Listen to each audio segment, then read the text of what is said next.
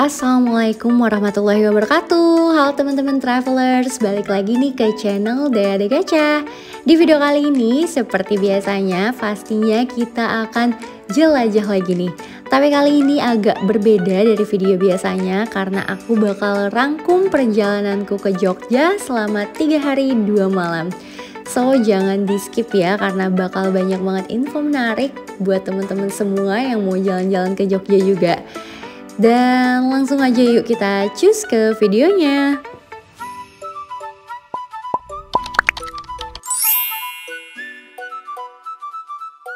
Oke, kita langsung mulai aja dari sehari sebelum perjalanan, yaitu preparation and packing. Nah ini aku packing 1 koper besar sama 1 tas kecil untuk aku sekeluarga. Dan by the way, karena kita berangkatnya tuh gak cuma sekeluarga aja, sama mamaku juga dan juga sama keluarganya kakakku, jadilah kita sewa roof box. Karena pasti kita bakal butuh space lebih untuk taruh barang-barang. Dan langsung aja kita lanjut ke hari keberangkatannya. Nah ini kita berangkat jam 3 pagi di hari Jumat.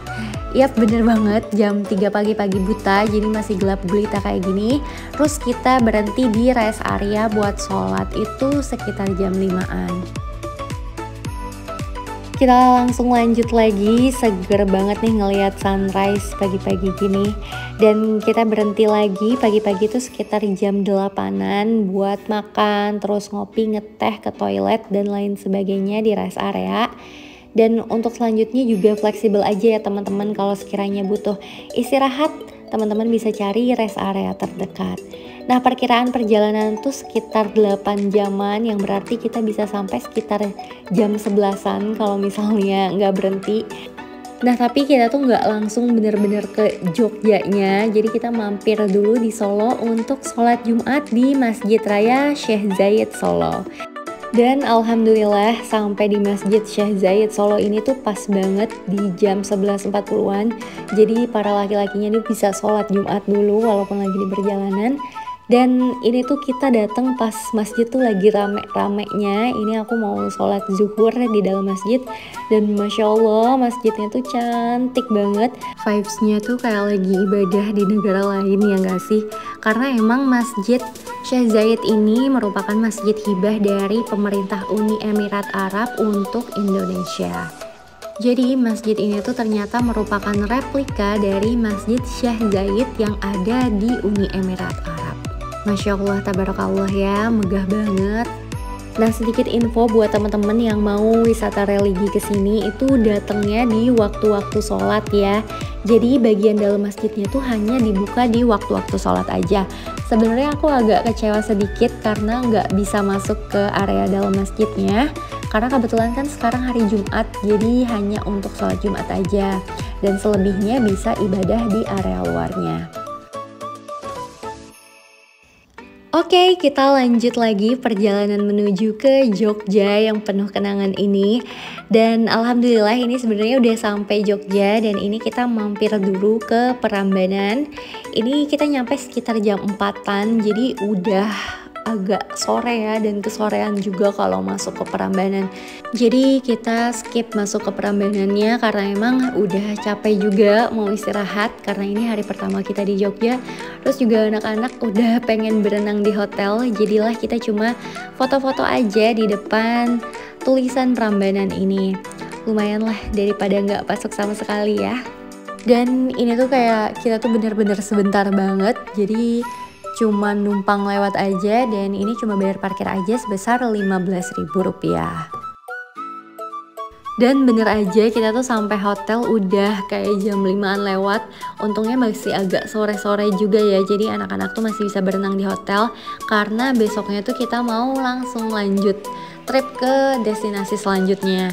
Dan ini kita nginep di Hotel Liberta Malioboro. Nah hotelnya sih nggak terlalu besar ya, tapi desainnya tuh estetik dan instagramable.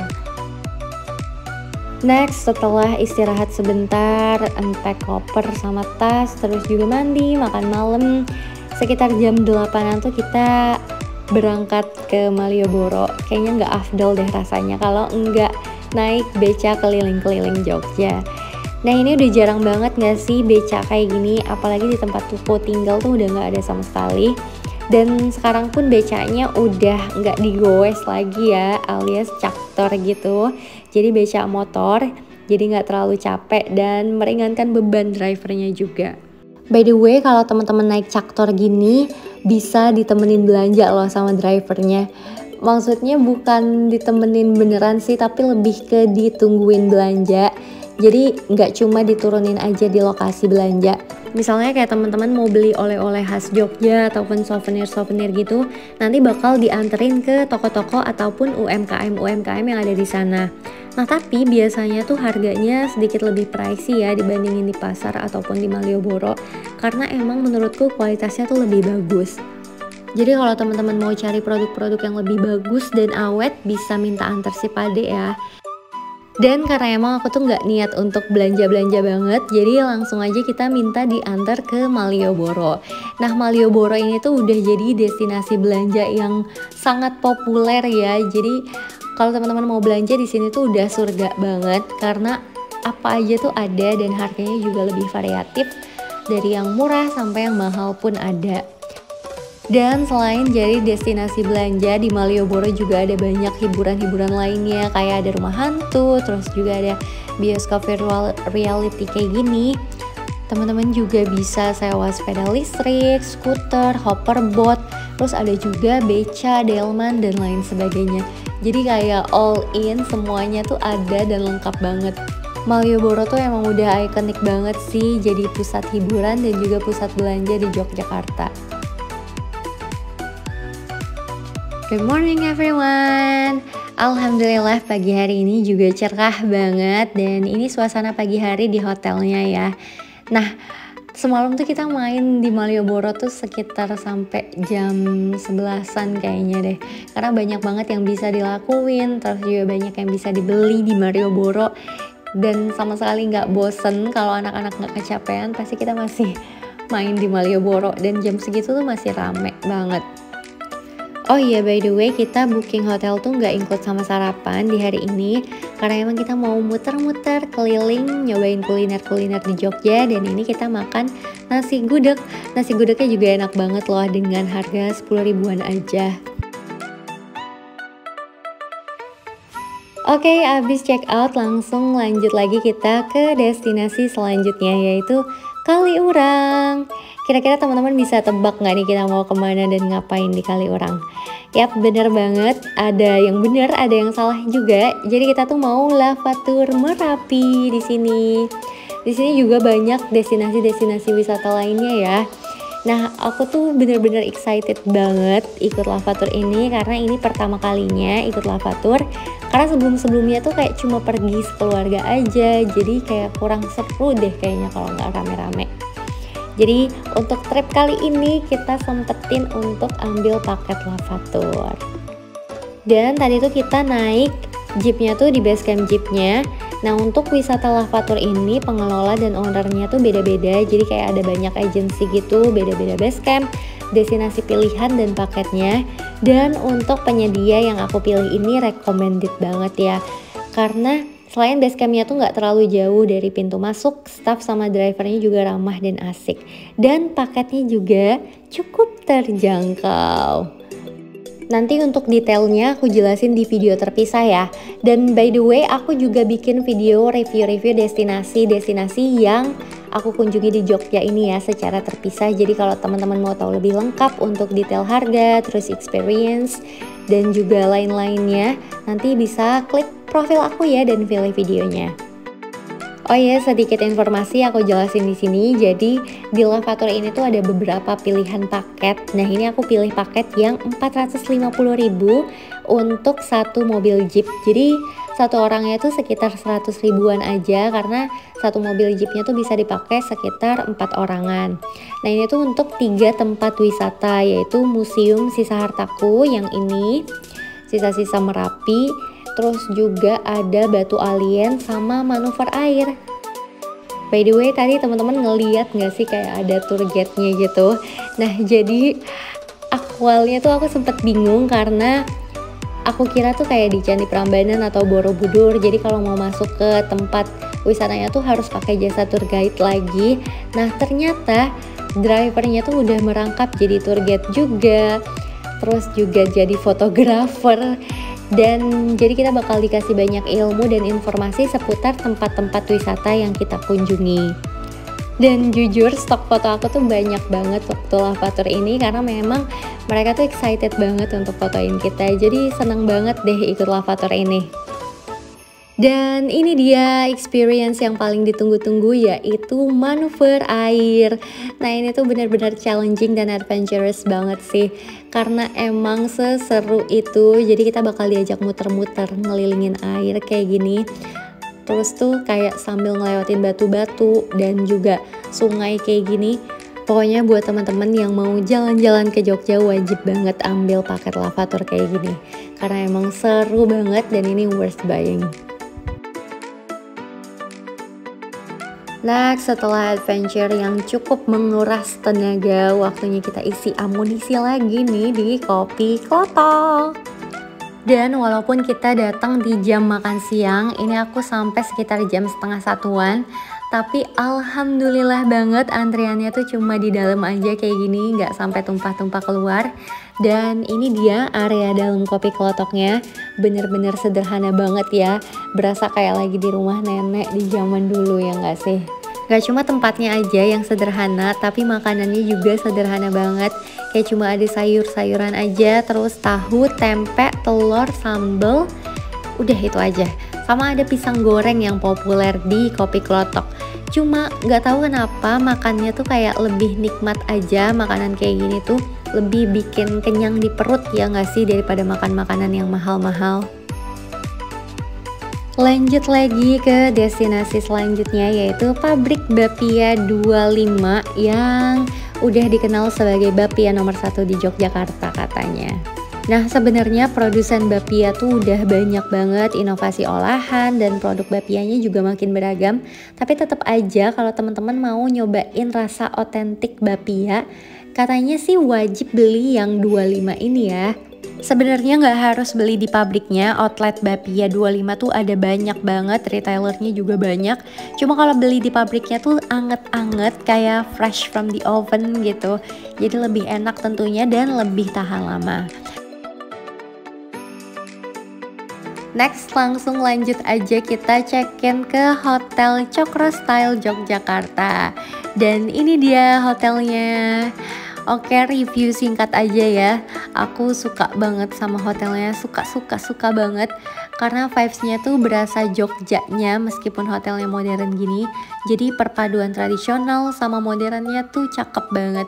Dan staffnya juga ramah-ramah dan helpful.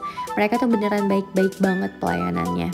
Gak cuma itu yang aku suka, tiap kamarnya tuh udah ada hair dryer walaupun pesennya cuma yang superior aja. Pokoknya recommended deh. Lanjut lagi, tentunya malam harinya nggak bakal kita sia-siakan dengan beristirahat aja ya. Nah ini tuh sekitar jam setengah 7, jadi udah waktu-waktunya makan malam, udah lapar. Nah kita mau cari makan dan juga main-main di Alkit. Apa tuh Alkit? Nah benar banget, alun-alun kidul atau alun-alun selatan Yogyakarta yang cukup populer dengan pohon beringin kembarnya. Udah pada tahu belum tentang mitos pohon beringin kembarnya? Nah, di sini tuh teman-teman bisa coba main masangin atau jalan lurus sampai ke tengah-tengah pohon beringin kembar dengan menggunakan penutup mata. Nah, mitosnya tuh cuma orang-orang yang berhati bersih dan lurus yang bisa ngelewatin dan sampai di tengah pohon beringinnya. Tapi karena aku tahu hatiku tidak sebersih itu, jadi kita skip aja main masanginnya dan kita main permainan-permainan yang lain yuk. Nah, ada banyak aktivitas seru dan juga permainan-permainan yang bisa teman-teman lakuin di sini. Salah satunya ada mainan mobil remote kayak gini, terus juga ada melukis, ada juga mainan-mainan untuk anak-anak lainnya. Gak cuma itu, teman-teman juga bisa naik odong-odong kayak aku tadi, kayak sepeda sebenarnya. Jadi kita goes sendiri tapi bentuknya tuh kayak mobil, dan itu tuh banyak jenis dan macamnya, banyak karakter juga. Teman-teman tinggal pilih aja yang teman-teman suka. Selain itu di sini juga ada banyak pilihan jajan-jajanan, cemilan-cemilan gitu, dan juga berbagai makanan-makanan berat. Pokoknya seru banget sih main di Alkids ini.